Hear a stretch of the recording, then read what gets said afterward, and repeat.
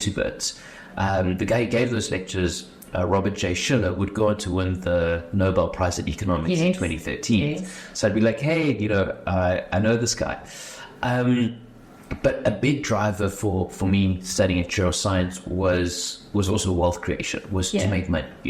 Growing up, Warren Buffett was like the childhood icon. Yeah. And coming from a Joburg mentality, it was all about, what watch you have, what car you drive, and how big your house is. It was very materialistic, capitalism at its finest. And then towards the end of second year, we had a break-in. So some armed robbers came into the house while we were there, and they took everything. Sure. They took my fancy watch, which I'd been given a gift, for my matric results.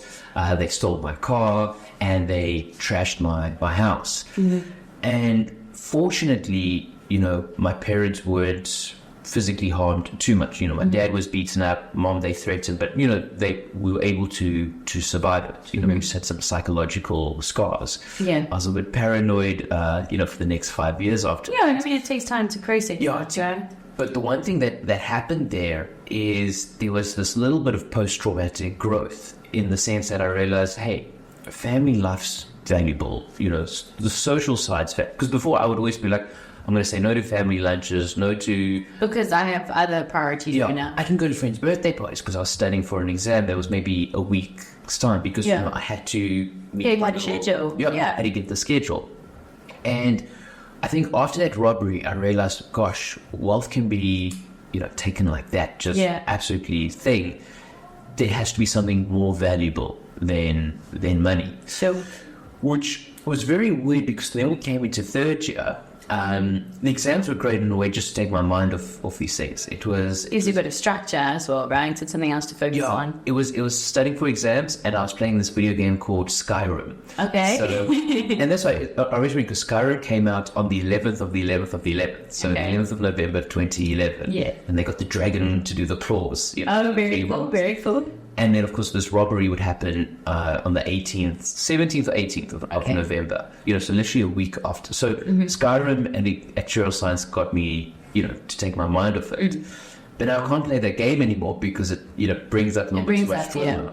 And 2011, it's been 13 years, and they still haven't released a sequel to this game. Yeah. They keep teasing it, but it's called The Elder Scrolls. Okay. And it was Elder Scrolls 4, so we're now waiting for Elder Scrolls 5. Okay. And the guys, it's 13 years. Please, this game. It's kind of like Lord of the Rings, but you choose your own adventure. Oh, okay, I love it. It's nice. You make your own sword, and you fight whatever you do. I just love how the idea that you do what you want. There's not like this mission, then that mission. There's like agency in it.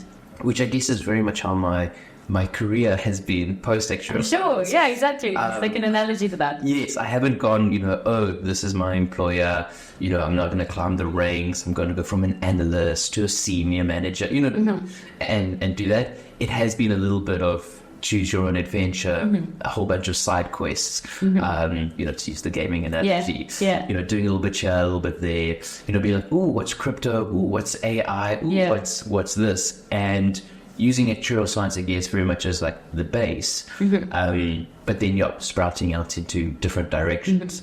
And I think because of the robbery, it was also one of these things where, other than just taking away that whole desire for money, it's also what pushed me to come to Cape Town. Okay. Because so you finished your studies first before you came to Cape Town? Yes. So, and this was the whole thing. It was kind of like, okay, the family, we wanted to leave Joburg, but, my brother was finishing up at articles by that time. I was finishing up at university. So the family was like, okay, this gives us like 2 years to plan our move, to kind of like decide where we were going to go. So we eventually all came to Cape Town. And before then, my mindset was Joburg's the working city. Historically, it was the gold mines. People went to Joburg to work. It's where all the money is to be made. And Cape Town was always the fun relaxation city, and even historically, it was a refreshment station. People came here to take a break before they continued their journey to India and all of that. So my mindset was still the culture of the two cities. So Joburg, you work; Cape Town, you relax. So I was always going to stay in Joburg and work. After the robbery, I was like, no, life's short, make the most of it. Cape Town's beautiful. Cape Town's amazing. It's like gorgeous here. So I told my lecturer outfits, I'm moving to Cape Town. because he would help us find jobs. I don't know if they do ChatGCT. But they're structures. Yeah, they kind of, on Fridays we'd have people come in. The corporates would come in and Yes. they take CVs and all that I stuff. remember the one corporate was a beauty company because they wanted to sell like makeup and products in the same way annuities are sold. It's hilarious. Like on a subscription basis. Yeah. So remember like all these girls came in and started spraying us with perfumes and giving us these little bags of moisturizer, which I think I still have because I don't really use these things. Should probably throw them out. I don't know if beauty products expire. But yeah, so they would come in, and I remember going to my lecturer and he was so upset with me. I said to him, no, I'm moving to Cape Town. And he's like, that's career suicide. And deepens. And I was like, yeesh, and he's like, well, good luck, I help people get positions here in Joburg. You go to Cape Town and you're on your own type of thing. But I come down to Cape Town and I'm like, how hard is it to find a job? How hard is it to find a job? And fortunately, the guy told me to put the hot poker in. He kind of gave me a bit of work to do, like in the first 2 months, which was quite cool. He had a company that would go to big employers in the States and say, hey, if you put your employees through this health program, you could lower your overall premiums, for group benefits and these type of things. But it was a bit weird because then I was leaning more into health, the health side of actuarial science, which I really don't like. There's one subject I just don't like. It's just medicine. It makes me feel vulnerable. You and I are very different. Health is my actuarial love.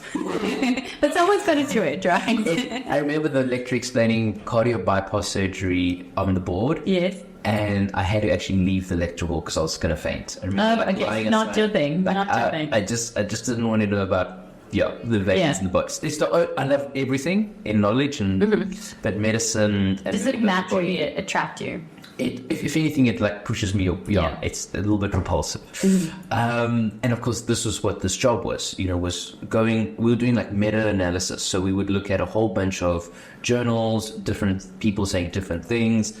And that's also where I was like, ooh, the scientific journals are a little bit not as high of a caliber. Like, how is this stuff getting published? Because this one is literally contradicting that one. And this, it was very much all over the place. Mishmash. So I did that for 2 months. Then I had one of the guest lecturers at Wits contact me to do a little bit of work with him on his hedge fund.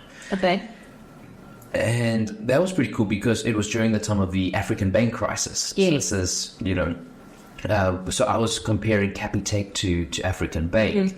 And that's when I also realized, maybe I'm not the best at picking stocks, because I was like, African Bank's going to bounce back. So this is classic, the market's overreacting to the news. It's going to come back, it's going to be all good. Yeah. Because look at what they're saying in their financial statements. Yeah. And this guy taught me, he's like, don't just believe what they say in their financial statements. Yeah. And of course, African Bank would come under fire because of the way they classified certain assets. And even their auditors would be called into question for saying, how did you sign off on this when this is these discrepancies? Yeah. And of course, I'd spend a lot of time doing African Bank because for the students to do C100, and that's like the finishing course for the SERA qualification. Yes. I give the lecture on. I did you. Okay. So it's not flying to Joburg twice a year to give this lecture, and it's really cool having been in the trenches of African Bank while it was happening, and me being completely blindsided by it. But again, that kind of it freaked me out a little bit around investments and that is this whole idea that you can't take financial statements at value. I grew up thinking, if it's in the financial statements and it's being audited, that is what the gospel truth kind of thing. Yeah.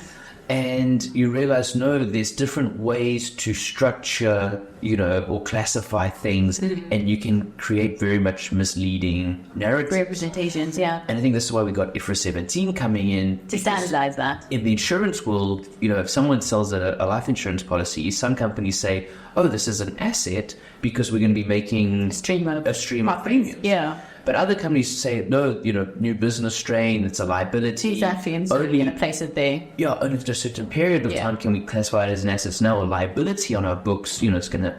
And I was just like, oh my gosh, how am I supposed to pick stocks or make investments advice where it's so murky. Yeah. So that's when I started. I jumped into a little bit of entrepreneurship work. Okay. And it was quite funny because I'd make this little project and it wouldn't come back to bite me, but it had quite an interesting thing when I started interviewing for companies. So what it was, I created this USSD platform, Okay. which allowed people to send in a message and then they got a Bible verse in response to it. And this was before the times of AI, so there was databases and these type of things. And I was actually doing really, really well in Zimbabwe until Zimbabwe just stopped paying out to South Africa. So kind of crushed that thing before it started. But for the first few months, it was like, oh, look, this is doing quite well. I remember going for an interview at a gaming company. And again, this podcast was showing how naive I am. Because gaming company, I thought it was, video games. Yes. No, this was gaming as in gambling. Oh. And I remember this, the role was to be almost like the actuarial assistant to like the CEO, who I think had studied actuarial science himself. Okay. To kind of be like the walking calculator. I mean, if you've watched the Jude movies, they have that guy whose eyes roll back and he can do the calculation. Yeah. I think it was kind of like that role kind of thing. Anyway, the meeting with HR goes well. She's like, hey, you're just what we're looking for, fresh out of actuarial science. You seem not to have a problem with gaming. Because I was like, okay, well, I'm here, go through the motions. He says, the CEO is actually coming out of a board meeting right now. Why don't we call him in? We can actually speed up this process. Yeah. Be happy to have the second interview now. So this guy comes in with the whole board of this company. Oh, goodness. Now, this company, I remember going through it, had like 3 stories of offices. Like, it was a big company. Yeah. Big company. Yeah.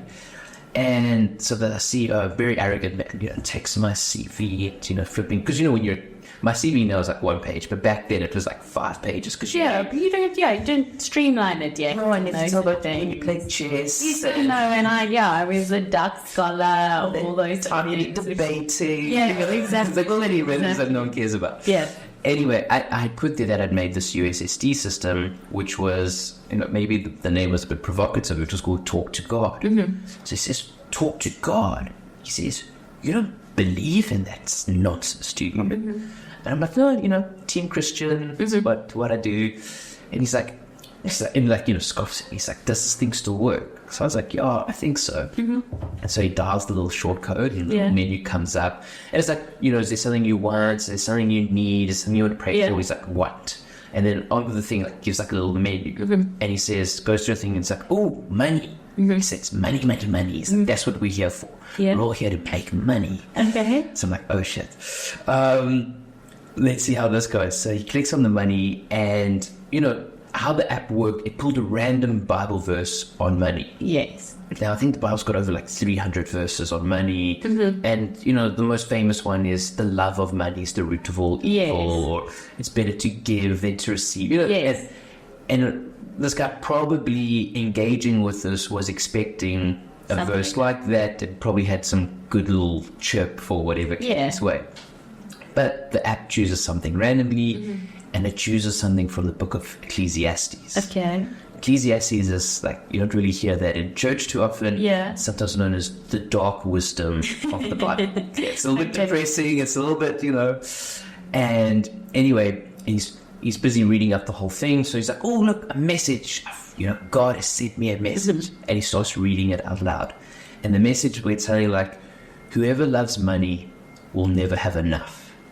And I remember it almost felt like all the heat in the room just got sucked out after he finished saying it. Like, it was one of the most awkward moments of my life. I got like little goosebumps. Yeah. Everyone went quiet. This guy's whole face just went still. As like these words hit, like, I think they hit him in the heart, Whoever loves money will never have enough. Yeah. And he just like, okay, and I see you went too fast. Friday training for Sunday. And job. So I didn't get that job.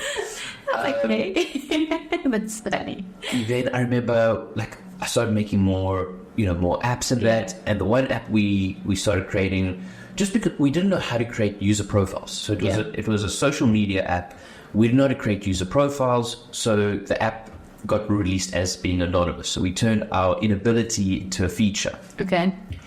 And this app ended up it went a little bit viral, it caused some trouble at some schools, News 24 like, wrote an article about it and all that kind of stuff.